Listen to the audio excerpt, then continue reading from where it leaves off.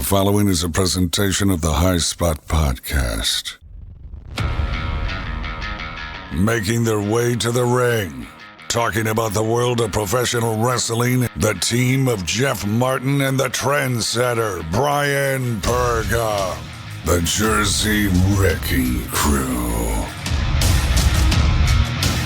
What is going on, guys? You are listening to the High Spot Podcast. I am Jeff Martin alongside my tag team partner, the Trendsetter, Brian Berga. And guys, we have a great show for you today. We have a PCO of Villain Enterprises. He will talk to us about his Ring of Honor Six Man Championship match alongside Marty Scurll and Brody King.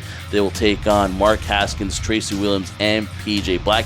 They have a huge night. Lots of stuff to talk about. The custom belts, a brand new member to Villain Enterprises. So we'll get to PCO. But Trendsetter, first and foremost, follows on all our social media at High Spot Podcast. Listen to us on Spreaker. Also go to B Plus Player Radio and Shining Wizards Network. Trendsetter, how you doing, buddy? How am I doing, Jeff? I am just living life. I am enjoying the fact that we are talking about best in the world. No, we're not talking about Shane McMahon. No, not a makeshift best in the world. We're talking about the real thing, Ring of Honor, wrestling at its best right now, and you can't get more excited than talking to PCO, which we'll do in a few minutes. But again, I can't wait. I can't wait for it to actually happen.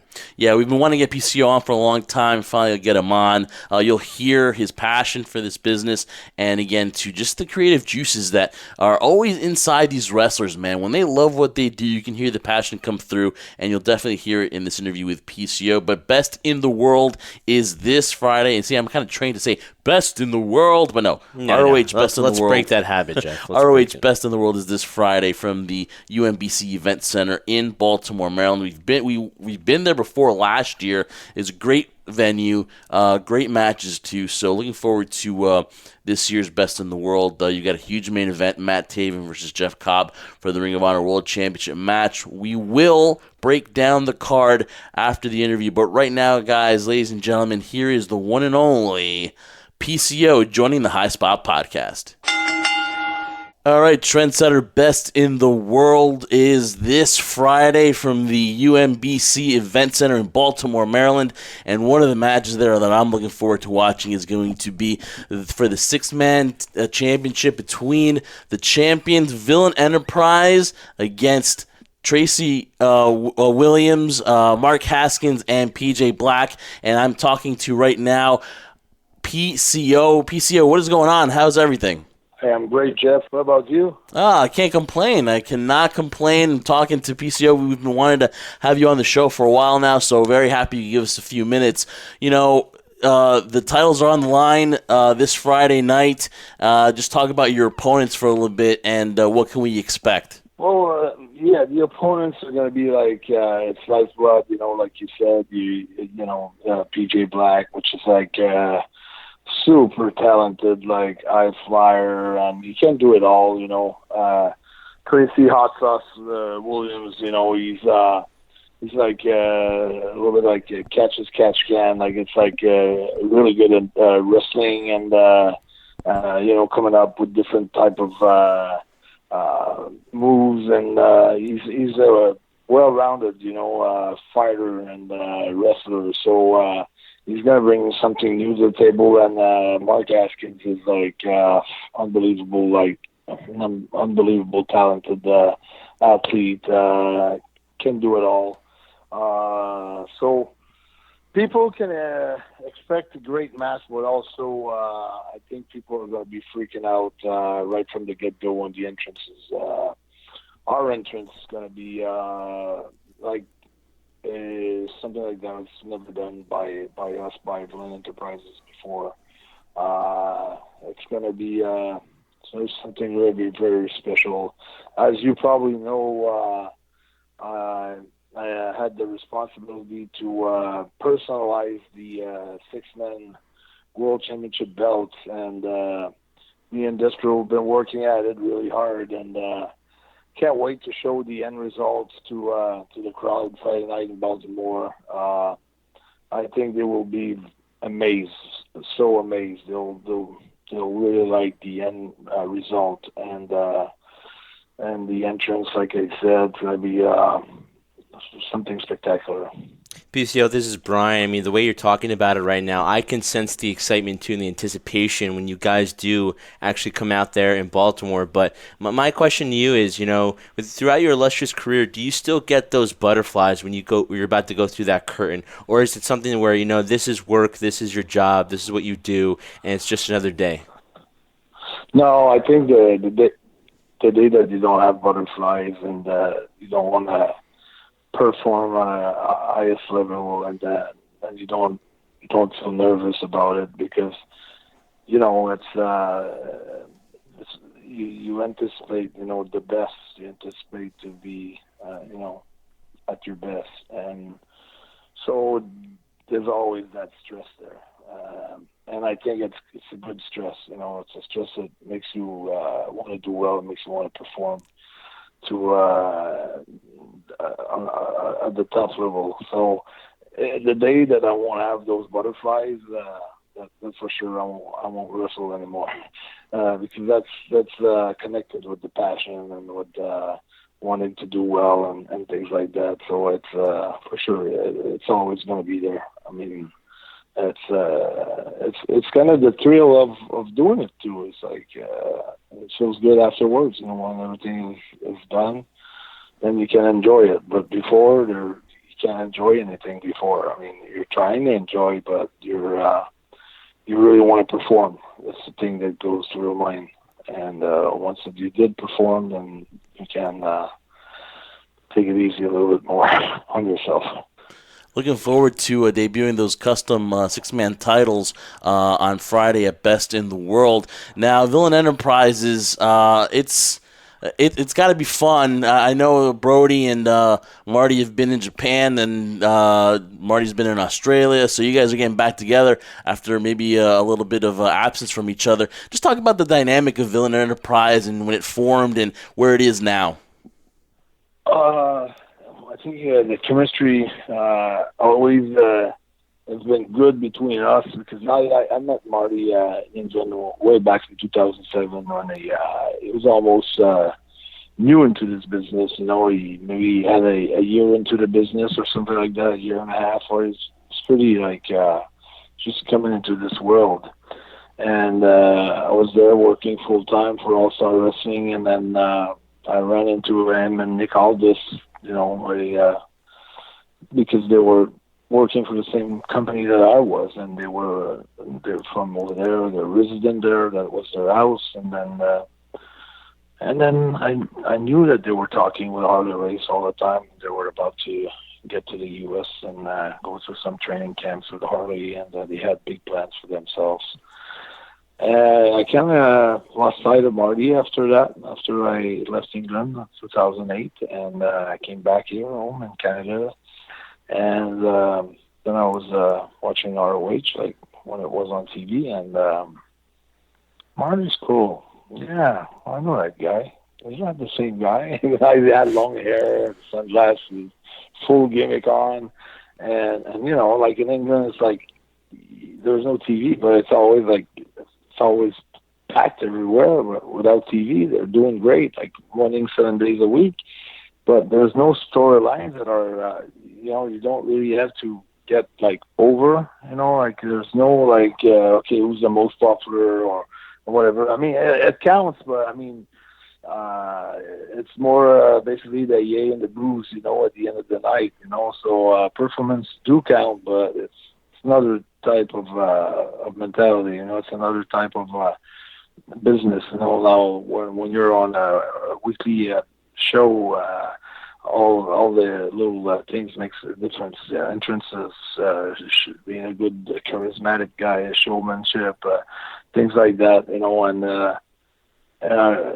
when I saw all those qualities out of Marty, I mean, I was so impressed, and I knew he was going to do well, but when the amount of ground he had covered in such a little period of time is amazing, So I was blown away with his performances. And then, so 2017, 2018, after my match with Walter at New Orleans, WrestleMania 34 in 2018, everything kind of blew up for me, like big balloon that blew up, and then I was all over the country, and Brody King was all over the country as well, like in the States, like he was all over the place. I was all over the place. So we knew each other. We had wrestled each other. We had wrestled with each other. We had did like,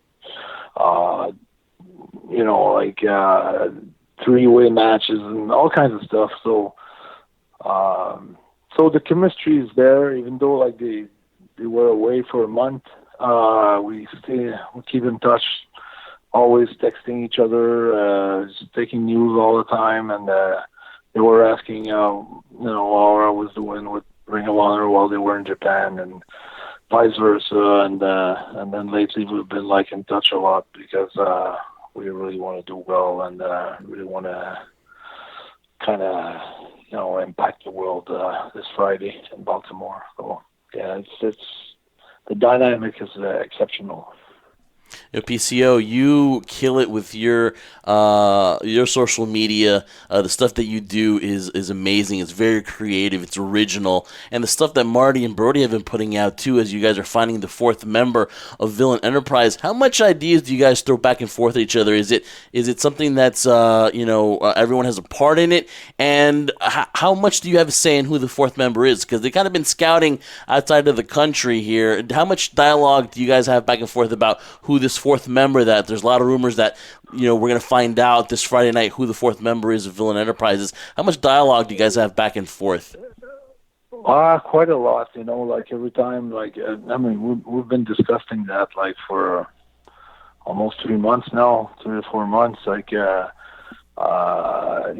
the ride, riding in the cars or going to eat after a wrestling event, or going to breakfast in the morning. And we always three of us, we're always together, so we always travel together, take a cab together, go for breakfast, go for a bite to eat after shows and things like that. So we did discuss that, and many different occasions. And at the end of the day, there's names that, let's say, the three of us didn't agree on, but I won't name nobody. But then we came up with a short list of names, and Marty will be the one who will be deciding at the end. If I would really oppose myself strongly against something that I wouldn't think it would be good or benefit to the enterprises, I would say my piece. But I'm trusting Marty's judgment on that, because he's the one who recruited me. So I think he's got a pretty good judgment. He's good at what he's doing. So, but he always asks us, me and Brody, what do we think, or ask for ideas and things like that. What would be good, or what would it work, or what it won't work. So,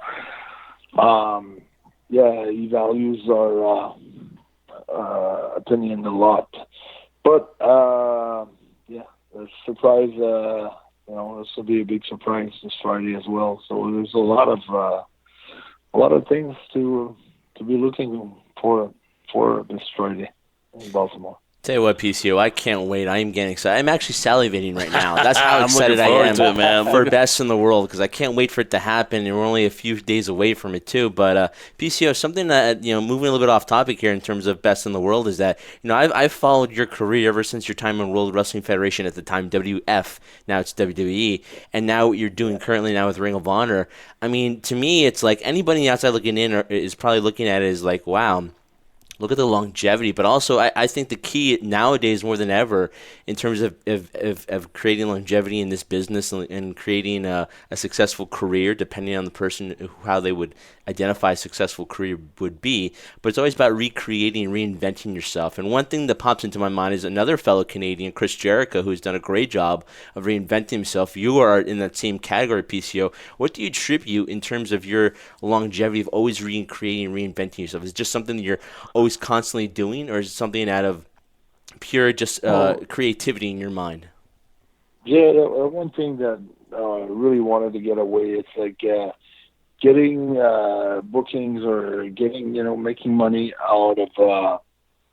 I mean, it's all right to do it, but in my case, I was trying to avoid that. I didn't want to run on nostalgia. And on top, I had a good reason not to want to run on nostalgia because uh, basically almost everything that I've done in the past didn't really represent myself. So, you know, so it wasn't hard to say, well, I want to make an impact on this business, but I don't want to make an impact with a nostalgia, image or something like that. I gotta start as a rookie almost, and just as someone who just breaks into the business and totally start from scratch. And basically, that's what I did. I think what are the ingredients for that? It's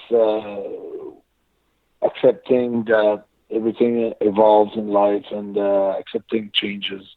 There's a lot of older wrestlers or older bookers or older,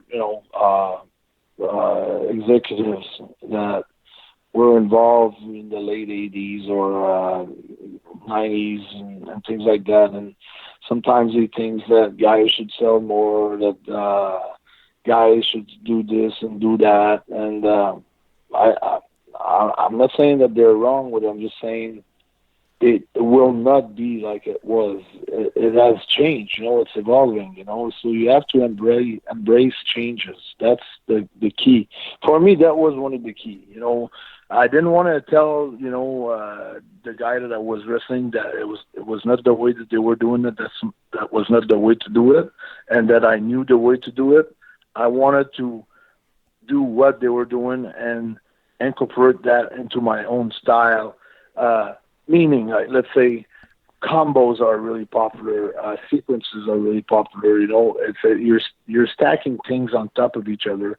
Like in the 80s or in the 90s, a pile driver, someone would sell that for a long time.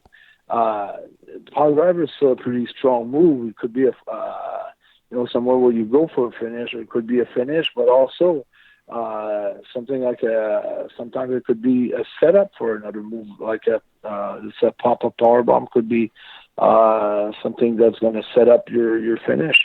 So there's an evolution there that there's things that have changed. Now it's a faster pace. It's stacking up like pretty powerful move on top of each other, and that's the way it is. And I don't think we will go back to what it was before, and I think everyone is going towards that way, and that's what I did. I mold. I kept my own. I'm unique. I've got my own style, but I'm not fighting against the new way of doing things. The way it's like. If I put a cell phone on my daughter's hand, she's 10 years old, and she's going to know which button press and which apps to open and how to take a picture, and she'll know just by because it's her generation, because it's her time, and they've been born with those things in their hands almost. And I feel like every new wrestlers or everyone that is joining this business, they have so much in their mind, and it's already a part of themselves, and they just need to get the basics and to get the things going. But their creativity is already there. They know what they're going to do, and they know what they like and what they don't like. And I think that's one of the key. And the other key is like to embrace changes, but to be different and to be unique. It's like when I signed with ROH, I didn't want to be doing what the Bucks or Cody Rhodes was doing. I wanted to be myself, and so you can't really compare because it's like the Ferraris, the Lamborghinis, and I'm a tank or a Humvee. So it's different. I'm a monster. So it's different, you know. It's like trying to compare an apple with an orange, you know. So you can't compare them. They're both fruits, you know. So basically, you know, that's how everything came around, and that came about. You know, it's just the Frankenstein deal was just like me joining force with Destro. Like you said, you were talking about the videos, and it was just like he was training me like for conditioning and for just be in shape in the ring. And then eventually he was like, I had promos to cut for indie territories or indie promotions, and then he was holding on to the camera while I was shooting promos, and eventually he said, you know, I remember Ken Patera and then Gilles the Fish Poisson and Mad Doug Vachon and Joe Duke, and you know, guys were like, you know, kind of strong or doing like feats of strength, and Destro's background is coming from the old time strongman feats of strength. So he taught me everything that I do now, and that was his idea, to incorporate that into my style and to create a unique style and something that was never really done. In 2019, you know, mixing up like old time with new time type of deal. And one day I was just walking away from him, and my back was towards his face, and I was walking away, going like a different direction. And he was looking at me walking, and he just said, "Man, you are Frankenstein. You're walking just like him. You don't have to force yourself. You are him." And he's also a big monster movie fan, so that's how everything got put together, basically. Well, I don't think there'll be any confusion of you being a monster. I mean, looking at PCO, I've had a chance to see you wrestle. You are a monster in all the ways you could define a monster being. You are a brick house, man. You are built, no doubt about it, and in great condition, in great shape. Real quick, though, in terms of you're talking about how you combined old school and new school, you do a great job of combining those two together through your experience. Have you had any people come up to you and actually ask you questions to try to gain some of the knowledge you've had throughout your career? Well, actually, it's hard for me to try to, you know, like I can, like, if let's say sometimes I do want to get like you know, train with guys and have access to a ring, and so I'm calling guys that I know that they have good wrestling schools, and I'm asking them sometimes, and sometimes they'll give me good, you know, good students, good prospects and things like that as sparring partner, and then once my training is done and the class is starting, then he would ask me if I want to do like a mini seminar. And of course, I'm always like willing to, you know, get back and give back. I mean, give back to, you know, to the younger generation. And but more with my experience is like more into talking than into like getting in a ring with someone and trying to show him something. I think, you know, like I said, you know, once you get your basics, you know, on a headlock, and then how to, you know, do a headlock takedown and an arm bar, and how to do an arm drag, and then run the ropes and then hit the turnbuckles and get all your basics, you know. And then after that, you know, it's all you. You know, once you get the basics, it's all you. You know, it's all about be creative. It's all about listening to your instincts, to your senses, to being open, and then trying to feel, you know, what can I do out there that others don't do, and how can I serve, you know, my people better? How can I give more to the fans? Which way? It's always asking yourself questions, and have your brain working for you like 24/7, and you have to have your antenna like constantly like on your task, you know, on what you want to achieve and how you want to achieve. It's always questioning yourself. What can I do best? What can I do next? What else can I do? You know, which idea would be good? And then it's always like that. You know, it's a nonstop process of just having one goal in your mind 24 hours a day, 7 days a week, and never let it go, and always like working towards that goal, enjoying like the journey, enjoying like what's going on, and enjoying the ride, but always like keep focusing on the destination. And that's the secret, basically. You know, sometimes you have to fail a few times before you find the right recipe. You may have to try a few things left and right, but the thing is, if you don't try anything, you're not going to know. So there's basically one really good recipe is like keep on coming back until it's working. Keep on doing things. If it didn't work in a certain way, just do it a different way, and until you hit it on the nail. So we all go through that. When we start walking, we fall. Eventually, we know how to put our feet. When we start eating, it's the same thing. When we start driving a car, we don't know much what to do, but everything becomes like a second nature after a while. So it's the same process.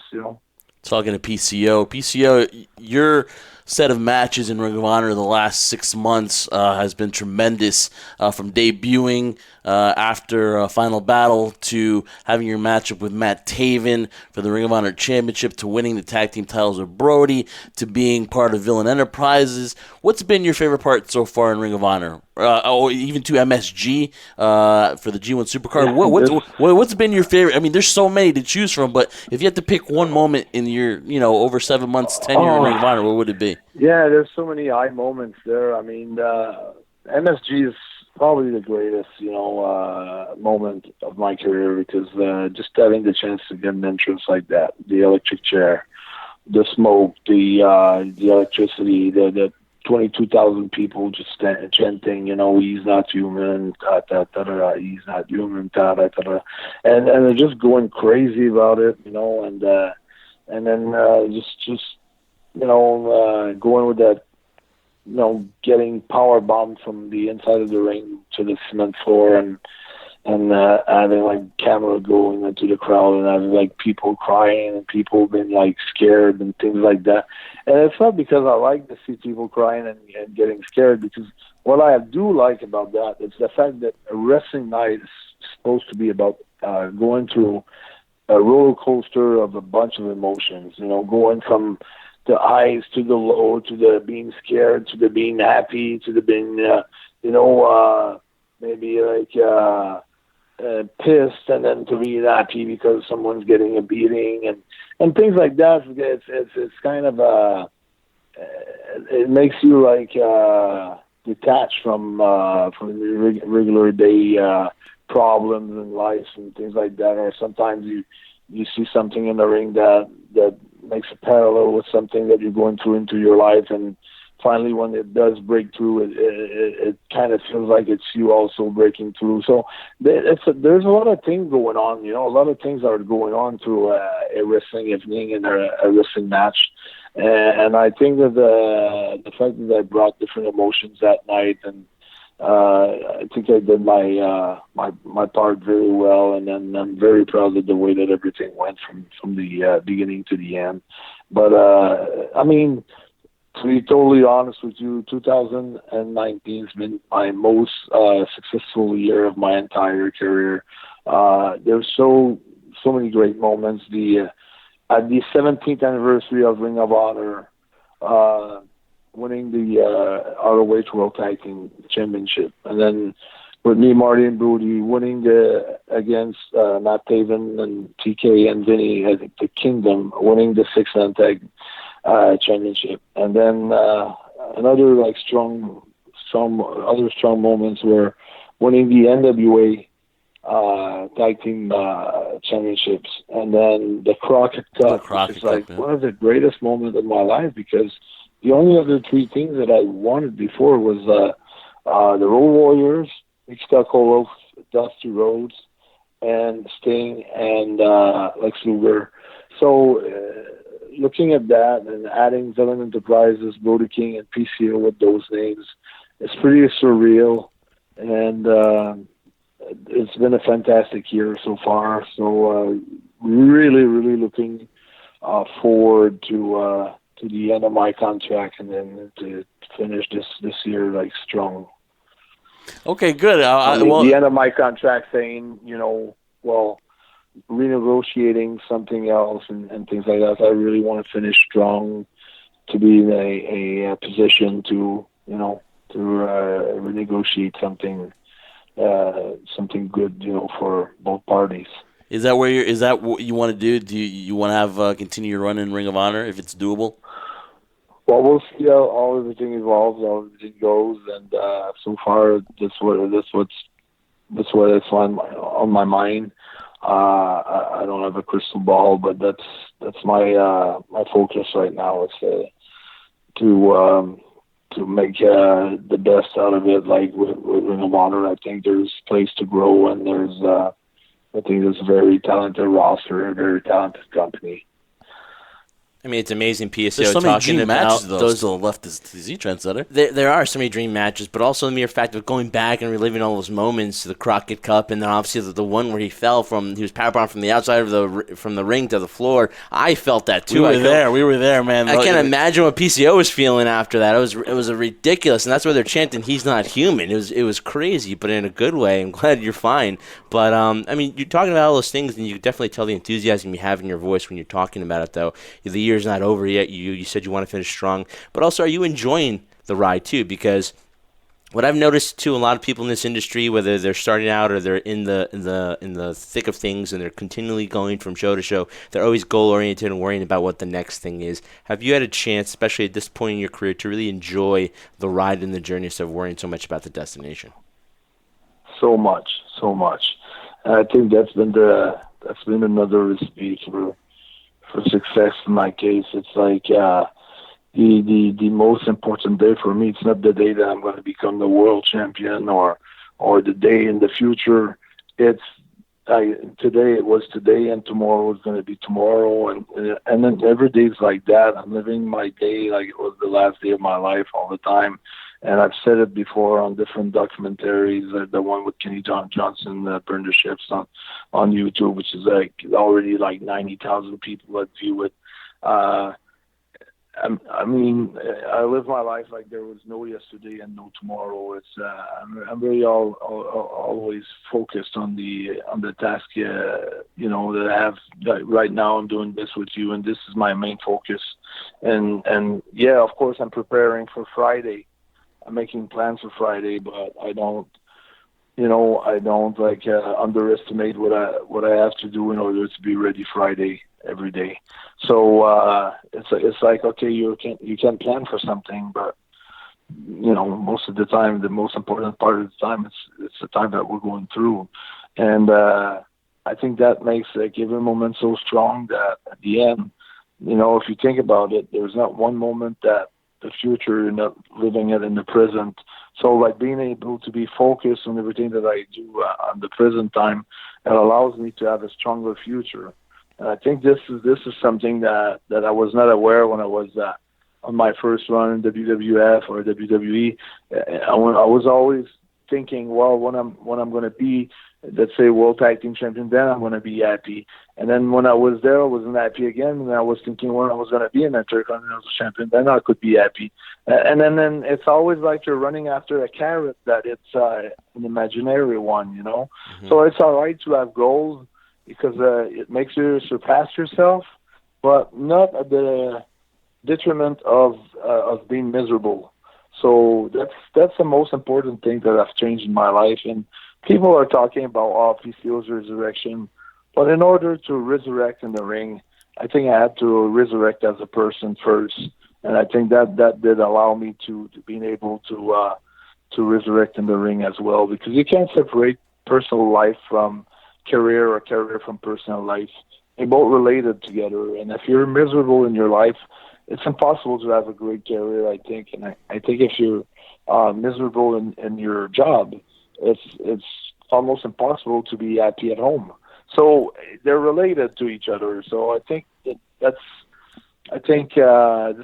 was one of the key that I found that, I had to stop blaming the whole world for all my misfortune or all my bad lucks, and I had to look at myself in the mirror and start from changing myself in order to change, the world around me.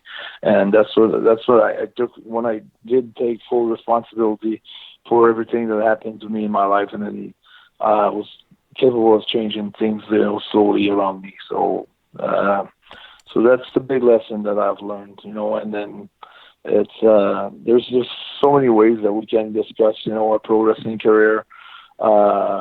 But it's just this is one of the things, and just to say that I do have goals, and I do want to impact the business in a way, and sometimes people might think, "Whoa, this guy's going like crazy." I really want to impact the business, like Steve Austin and Hogan and NWO and even the Box and Cody, they're doing right now. I really want to do my way of doing it would be, of course, becoming a world champion one day, but also having every single car, in the world, having a pair of PCO industrial jumper cables in their car, in their trunk, in their car. And I'm thinking, if George Foreman sold 100 million drills, this is true. Why can't every car can have a PCO industrial cable jumpers in the car? And also, my pitch would be, yeah, when you have the cable, the PCO industrial jumper cables, you don't only have something when your car goes down and breaks down, you have something to recharge and boost your battery, but also you have the security because you always have PCO industrial in your car. So, and then I would have maybe a lady get attacked, and then we come in as a publicity, and I have all these things, going through my mind, and I just know how I would pitch it and how I would commercialize it and how I would materialize everything. And I just have that image, constantly have that image that every car in the world would have our table inside, and I think that would translate pro wrestling into mainstream audiences, and touching, not just the wrestling pure fan base, but also Mr. and Mrs. Everybody all over the world. And I think that would draw back a lot of attention to this business that I cherish so much. So that's something. That is so awesome, Jeff. And nowadays I'm thinking about it, and now you ask, for example, when you get a bunch of car cables, you're like, hey, give me a jump. Now can you give me a PCO, basically? You give me a PCO. That'd be a trend right there. Funny thing here, because I don't know if you knew this, but do you know that Hulk Hogan, not that he needed the money, but he originally turned down the Foreman grill, and then they gave it to George Foreman? Yeah. Can you believe that? Yeah, could you imagine that? Oh, my. Yeah. It's crazy. And then a big, I made a lot of research, and I've listened to a lot of George Foreman speech and tapes and things like that. And he's a very special, person, and admire him a lot. So he's kind of a role model for me in a way, and that's why I think everything is possible, because nobody thought that he could become champion, world heavyweight champion at 45 years old, and he proved everyone wrong. And not that he needed to prove everybody that they were going to be wrong, but he just did it. And not only he did it, he was so successful at it, and he impacted the boxing world a lot. So even though if my career would end up tomorrow, I'd still be happy. I think I achieved great things, but what I envisioned when I was 14 years old, and I never that never left my mind and my heart. It was just really to impact the business in a way where it was going to transcend the wrestling industry into mainstream people. So now I kind of got a clear picture of what I want to achieve. So it's kind of cool. I mean, think about a PCO. The only thing is, we know the end result, but the adventure starts because we don't know how it's going to happen. But we want it to happen. But we'll see what the that's the beauty of life. You know? Yeah. It's like you just get up every day and do your best, and then that's it. You know, your best every day. Work your ass off, work hard, and yeah, it's the beauty of it. Think about it, PCO. You're one of, if not a lot of wrestlers now who, like, it used to be at their peak, wrestlers peak at 35, right? But now when you're 40, you're just getting in your stride. When you're 50, it seems like, look at Dustin Rhodes, what he did with Cody at Double or Nothing. I mean, Dustin can still go. AJ's in his mid 40s. Yeah, absolutely. Like Joe, Kevin, Sami Zayn. I mean, most of those, they're getting near, like, they're not there, but they're in their 35 and over and near or past 40 years old, and they're almost in their prime. Bobby Roode. There's a bunch of guys. I don't know. I feel like sometimes, when I've started, like, to be really popular, like, around the end of 2017, beginning of 2018, and especially after the match with Walter at WrestleMania 34 at Joey Janela Spring Break. Amazing. By the way, amazing. my hats off to Joey Janela. He's a tremendous guy, tremendous human being. I mean, he's a great person. Him and Danny Demento, I have, like, so much respect for them.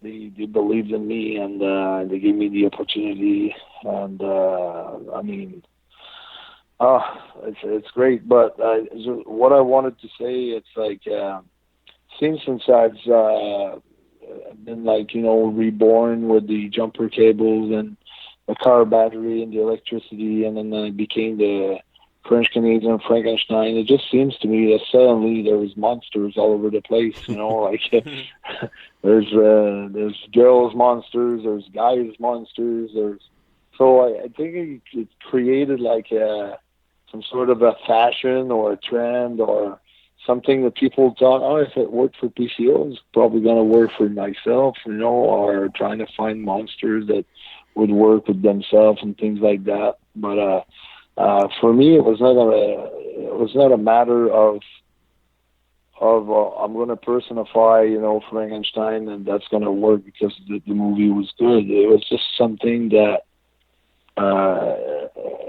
the match with Walter happened. I was just PCO then. I wasn't Frankenstein yet. And then now suddenly people are saying, well, that's the resurrection of PCO. And then in the meantime, like, I just had started doing, like, the feats of strength. Maybe I did 3 feats of strength before. And on the third one is when Destro saw me walking and said, "You're Frankenstein." But it wasn't started yet when I went to New Orleans.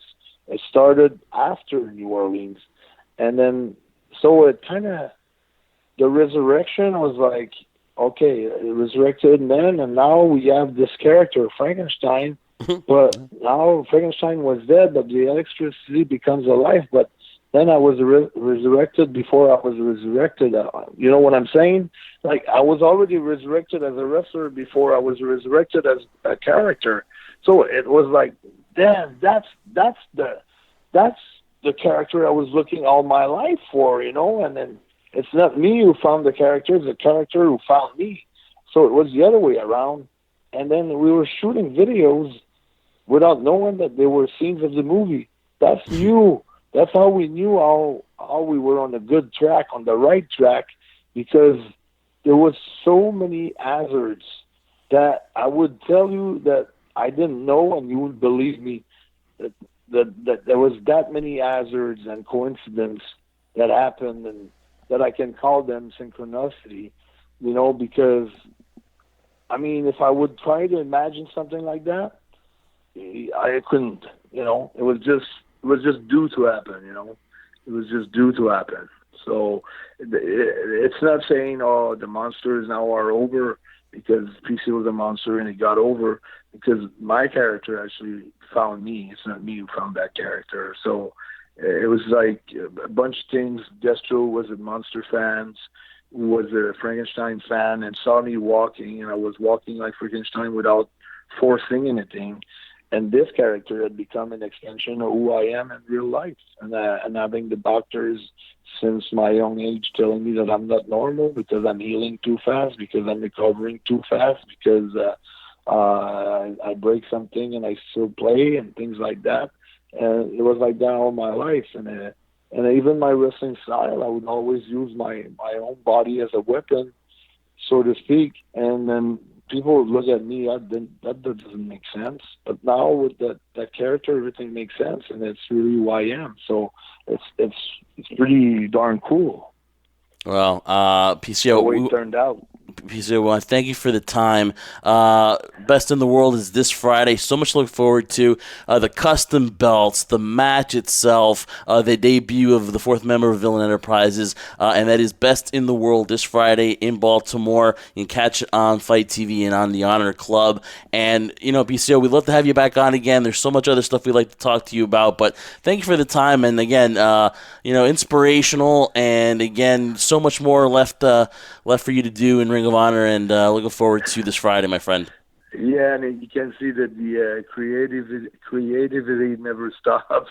Never stops. It's always joyous. The juices are always flowing. So Thank you so much. I can imagine you guys. I've had a blast, and I invite everyone to follow me on Twitter at PCO is Not Human, and just to interact. I interact with everybody. I'm very active, and a big, Twitter fan, and a big Twitter,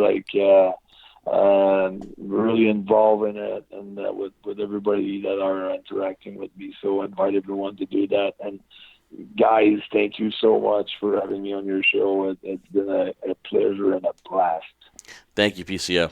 All right, Trendsetter, I want to thank PCO for giving us his time. Again, that interview is brought to you by Collar and Elbow. It is an apparel brand founded by Al Snow, mixing wrestling passion with street fashion. Check out the entire summer fashion line by going to collarandelbowbrand.com. Save 10% on your entire online purchase by just entering promo code HighSpotPodcast, all in caps. Trendsetter, man, we got to have PCO on again. Oh, we have to. There's not enough time to talk to him. And like you said, you listen to him speak about something he's very passionate about, something he loves, talking about, life in general, how, wrestling and life are kind of the same thing, and taking responsibility for things, and, being happy in your life because you're miserable doing something, you're not going to be able to succeed. All those things are great messages that we've had from all the talent we've had on the show, Jeff. I think the main one thing that I always get, and I'm sure our audience, the crew, also gets as well once we've had a guest on the show, is that it's not only about wrestling, guys, it's about doing what you love, and you can tell from the voice, the enthusiasm, as we spoke about before towards the end of the interview, the creative juices are always flowing for PCO. He is not human, but at the same time, he's always thinking ahead of the game, and I can't wait till we have him on next time. It's just a great interview all around. Yeah, and you can follow him on Twitter at PCO is Not Human. Looking forward to that matchup. So let's get to that matchup first and foremost. It is for the Ring of Honor Six Man Championship, and you're going to have Villain Enterprises, Marty Scurll, Brody King, and PCO against Mark Haskins, Tracy Williams, and PJ Black. I don't know the future of Bloodline right now, but still, this is going to be a tremendous six-man tag match.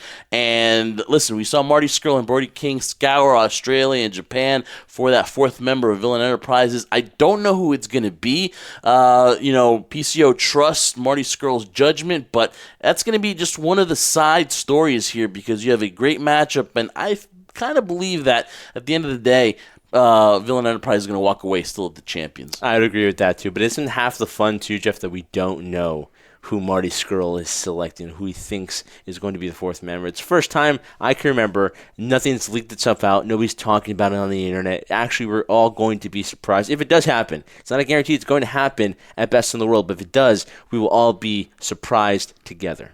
And, of course, still, we got PJ Black in that matchup. Tracy Williams is going to be a show stealer, definitely. Dalton Castle against Dragon Lee. Dragon Lee losing the IWGP Junior Heavyweight Championship to Will Ospreay in Japan. So that's kind of like a bummer for Dragon Lee, and now he takes on Dalton Castle here at Best in the World. I don't know. This is another matchup. This is a new and improved Dalton Castle getting rid of the boys, so now he's going solo. This is a... talking about reinventions. This is a reinvention of Dalton Castle. So I'm going to say here that he's going to have momentum and he's going to walk away with the win. Are you kidding me? Are you seriously saying that right now? I don't care if he has the boys, the girls, this new reinvention of Dalton Castle. He has nothing compared to Dragon Lee. Dragon Lee's got, he's got a chip on his shoulder now. He's got something to prove, and he will prove it against Dalton Castle. I cannot believe you just said that. That is blasphemy, Jeff. That is blasphemy. How dare you pick Dalton Castle over Dragon Lee? You should be kicked off the show right now for just saying that. Seriously, so wipe that stupid smirk off your face. Well, this isn't funny.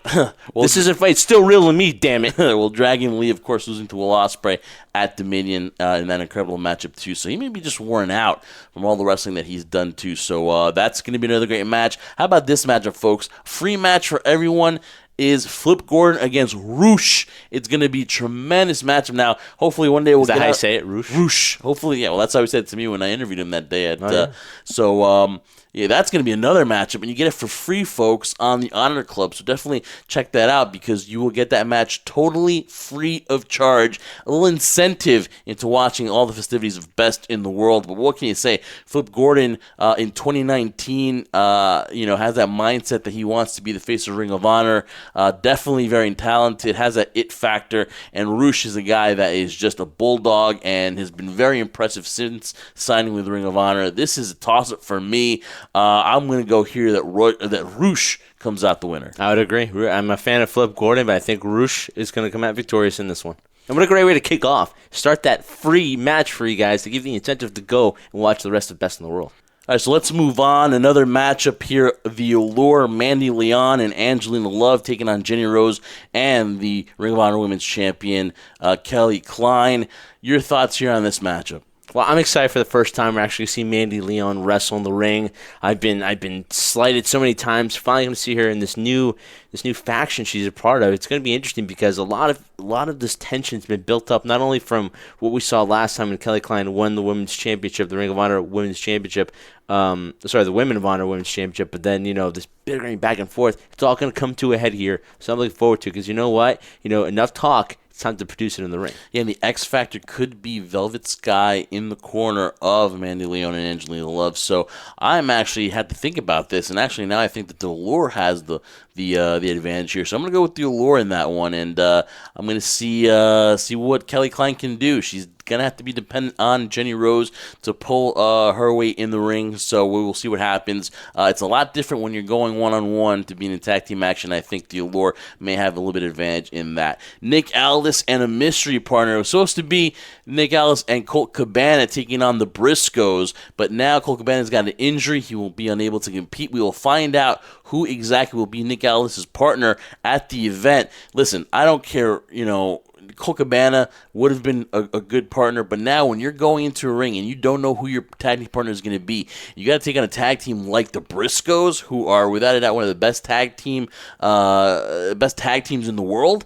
You're in trouble here, and as good as Nick Aldis is, for him and that mystery person to have any kind of chemistry is going to be difficult. So the Briscoes here in this one. He could have God Almighty in his corner, Jeff, and Nick Aldis and God himself could not stop the Briscoes right now. Nobody want to step in the ring with them, especially now with the fact that Colt Cabana is injured, like you mentioned before.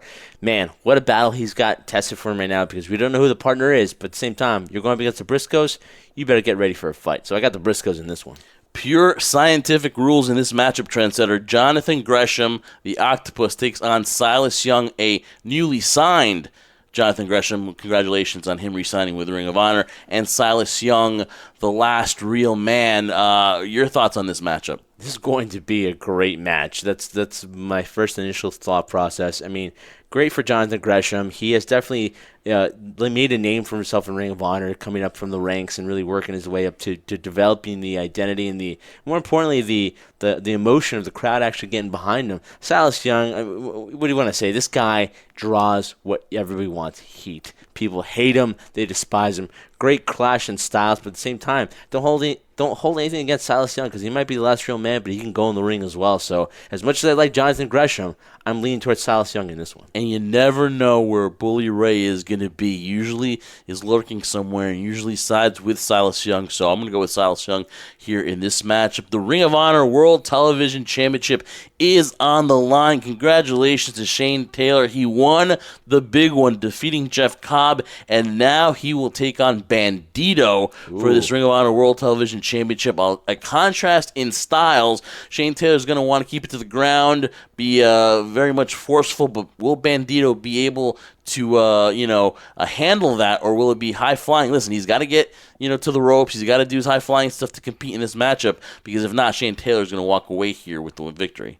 I think right now, and nobody can stop a guy like Shane Taylor. As much as I like Bandito, and I think he's great, he has so much going for him right now. I think right now is not the time for him to become the World Television Champion. Right now, Shane Taylor, he's wanted it for so long, he's got it, and there's nothing that's going to stop him or nothing that's going to get in his way. He's going to go right through it, and unfortunately, he's going to go right through Bandito. I have him retaining the World Television Championship. Yeah, same thing. It's going to be a tremendous match. Definitely, I will say. There's that word, tremendous. Tremendous. I was wondering when you're going to say it. Shane Taylor and Bandito will be tremendous, but I really do think that Shane Taylor, he's focused, he's ready to go. I don't think he's going to let this opportunity slip of being the television champion. So I'm going to go with Shane Taylor here with the victory. And then the Ring of Honor World Championship, Matt Taven. Ever since the G1 Supercard in Madison Square Garden, it's been all about Matt Taven. He takes on Jeff Cobb in this matchup. Again, this is going to be Jeff Cobb trying to force his will on Matt Taven. Can Matt Taven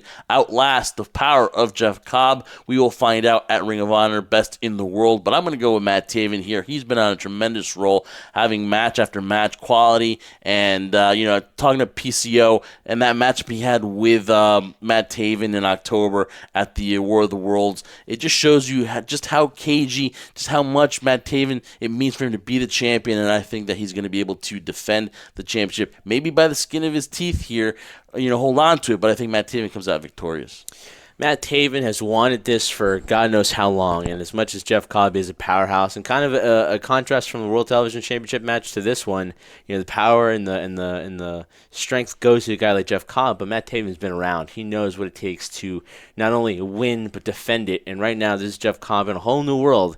He was television champion, very impressive in that fact. But right now, you're in a different world, different light. You better be able to bring it. No doubt he will. But Matt Taven, he's cunning, he's conniving. He knows what it takes to retain, and he will retain the championship come Best in the World. This is a huge step up for Jeff Cobb. This is what he's wanted to do, be on the main stage. He gets his opportunity this Friday in Baltimore. So there you go, folks. Matt Taven versus Jeff Cobb. You got another matchup like Shane Taylor and Bandito. Villain Enterprise will be in action. They will be debuting those brand new custom belts, as well as the new member of Villain Enterprise. One of the most underrated factions right now, too. They do a lot of serious stuff. They mix the comedy, but when they're in the ring, they are one of amazing factions right now in professional wrestling. So looking forward to that. Best in the World, again, this Friday, UMBC Event Center.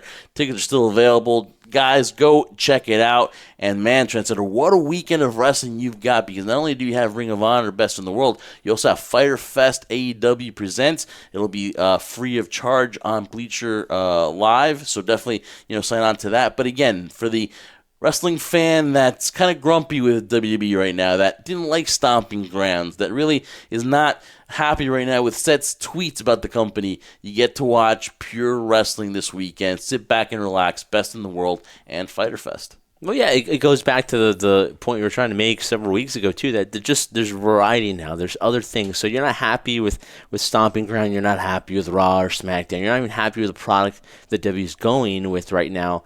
You have other alternatives, and right now this is an alternative. This is something that people are going to want to see Best in the World.